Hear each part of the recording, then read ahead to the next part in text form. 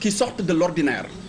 Parce que d'habitude, dans le cadre des enquêtes classiques, ce sont des auditions, ce sont des perquisitions, ce sont des saisies de documents ou d'objets en rapport avec l'infraction auquel on assiste. Mais dans le cadre d'une enquête de patrimoine, les techniques d'investigation financière reposent essentiellement sur la détection, l'identification d'un bien en vue de leur saisie. Alors, ces techniques-là sont mises à contribution parce que, comme il l'a dit, ce qui caractérise l'enquête de patrimoine, c'est la dissimulation du bien. Il faut donc nécessairement, dans le cadre des démonstrations, expliquer en quoi existe-t-il un lien juridique et ou économique entre le bien en question et la personne qui est poursuivie.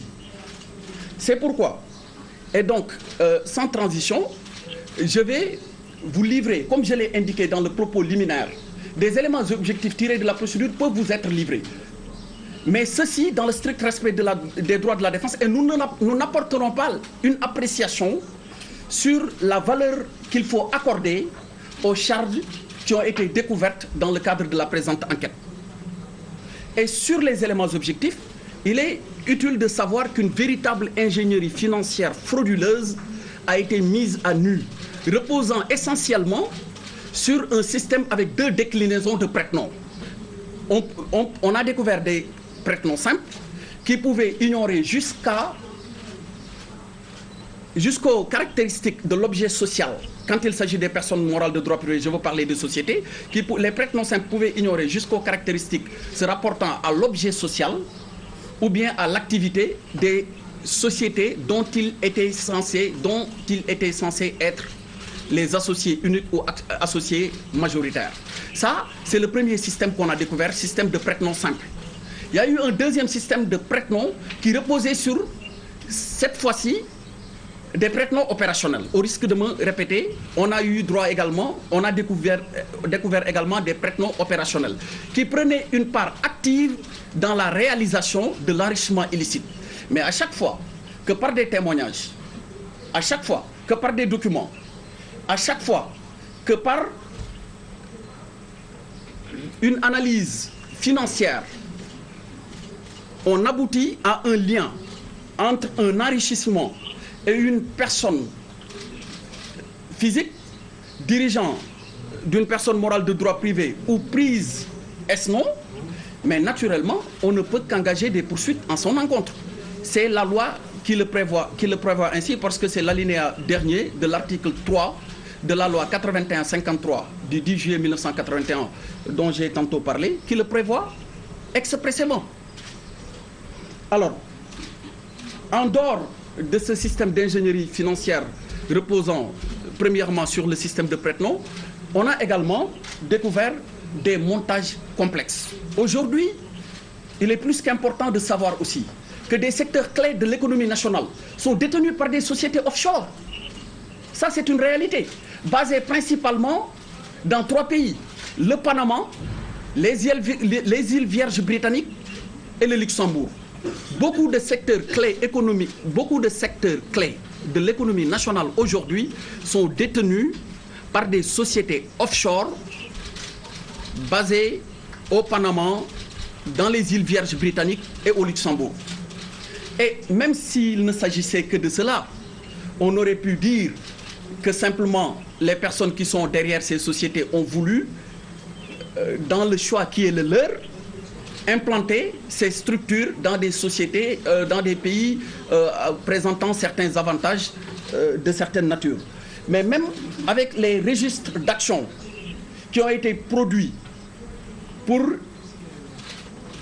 éclairer sur la composition du tour de table de l'actionnariat, on a découvert un véritable système de société à tiroir, c'est-à-dire intégrant, c'est-à-dire qu'à chaque fois qu'il y a une société offshore, on voit que derrière, il y a une autre société offshore qui en est propriétaire. C'est ça la réalité qui a été découverte. Et les témoignages ainsi que documents parviennent de créer un lien entre ces sociétés et des personnes identifiées. Ça aussi, c'est la réalité. Et au-delà de ce premier mécanisme qui consiste à créer des sociétés à tiroir, il y a eu également l'établissement de conventions réglementées qui consacraient l'exclusivité de fourniture à ces sociétés offshore par rapport à certaines sociétés de droit local. Autrement dit, vous avez une société de droit local qui est là, implantée dans un secteur juteux de l'économie nationale, qui contracte avec une société offshore, à laquelle elle consacre l'exclusivité en matière de fourniture et de services. Mais cela permet tout simplement de faire sortir des capitaux. C'est un système qui permettait de faire sortir des capitaux, ni plus ni moins. Et dans le même temps, on a découvert également d'autres sociétés offshore dont la spécialité était tournée vers la facturation de services qui n'existaient que dans l'imagination de leurs auteurs. Sans contrepartie réelle donc des paiements qui ont été faits. Et ceci, on a les documents qui le prouvent, à porter souvent sur des millions de dollars ou d'autres fois sur des millions d'euros. C'est une réalité et c'est dans le dossier.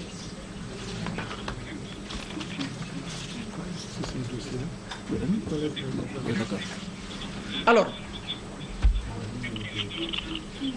l'autre découverte portant sur un élément objectif, c'est qu'il y a eu des partenariats techniques conclus avec des groupes mondialement connus, mais dont le seul objectif visait à utiliser les références ou le nom commercial en contrepartie du reversement d'un reversement du pourcentage d'un chiffre d'affaires annuel. C'est un élément objectif du dossier. Au-delà aussi de cet élément, il y a eu des virements bancaires. Nous ne pouvons pas aujourd'hui, au stade actuel de la procédure, polémiquer sur tel ou tel élément ou tel autre relativement à des informations qui ont été distillées dans le but de semer une confusion. Mais ce qui est sûr et certain, c'est que dans le dossier, il y a des virements bancaires qui ont été découverts de paradis fiscal à paradis fiscal. C'est une réalité. Et qui concerne des Sénégalais connus de tous. Et pour parachever, ou en tout cas mettre en œuvre tout ce système, la stratégie a toujours consisté à se reposer sur des amis, sur des proches et sur les employés de ses amis ainsi que de ses proches.